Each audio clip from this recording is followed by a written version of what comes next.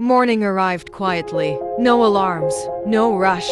Light slid through the curtains like it was afraid to wake them. Clara opened her eyes slowly and listened. Ethan was still breathing beside her. Soft, uneven, real. She turned her head and watched him sleep.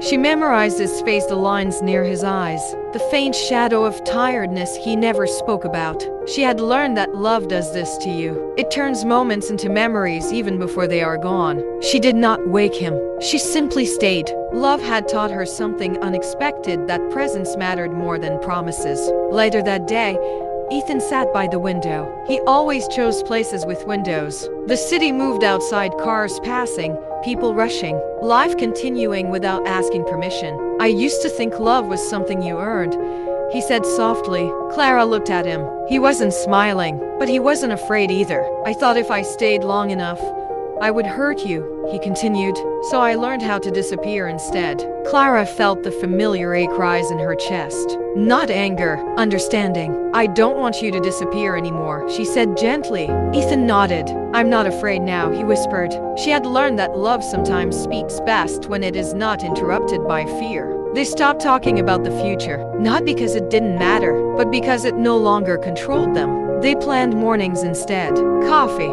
quiet walks, shared silence. Clara learned the sound of Ethan's laughter when it arrived naturally without effort. Ethan learned the way. Clara relaxed when she felt safe enough to stop watching the clock. Happiness didn't announce itself. It arrived quietly and stayed as long as it was allowed. Happiness did not need to be loud to be real. Love makes you observant, too observant.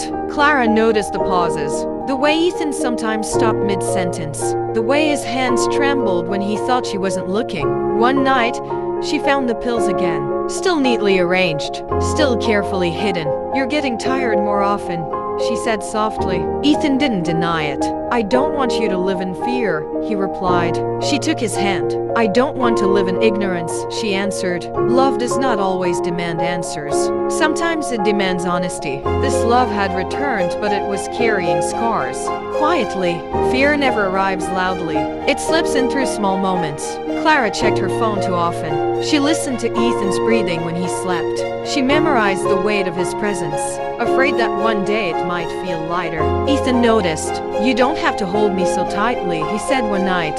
She smiled, but her eyes betrayed her. Fear had learned how to live inside her love, and love mixed with fear is heavy even when it is honest. The argument didn't begin loudly. You disappear sometimes, Clara said. You're here, but not really. Ethan looked away. I'm trying to protect you. From what? From watching me fade. Her voice shook. I didn't ask for protection. I asked for truth. Silence followed. Not angry, just heavy. That night, love stood between them, uncertain, but still alive. That night, love stood between them, unsure which way to go. The collapse happened suddenly. One moment Ethan was standing. The next, the world rushed toward him. Hospitals have a way of erasing time. Lights, voices, machines. Clara held his hand as if holding him could anchor him to life. She whispered things she had never dared to say before. Stay, she pleaded quietly. Something strange happened then. Not loud, not dramatic, just a stillness. And in that stillness, something unseen changed. Hours passed, then days. Doctors spoke in careful tones.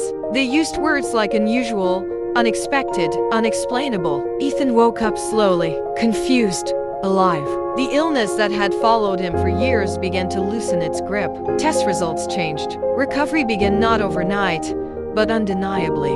Clara didn't question it. She didn't need logic. Some things are healed by medicine, others by something quieter. Love had done what fear never could. It stayed. Healing changed everything. Not just Ethan's body, but their understanding of time. They stopped postponing happiness, stopped waiting for perfect days. They lived gently, gratefully. Ethan learned that staying was braver than leaving. Clara learned that love does not need to cling, only to trust.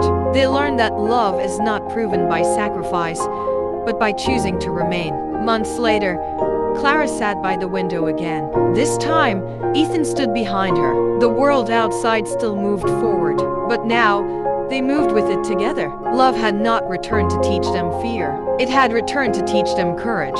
Some stories end in goodbye, others end in grace. And this love chose to stay.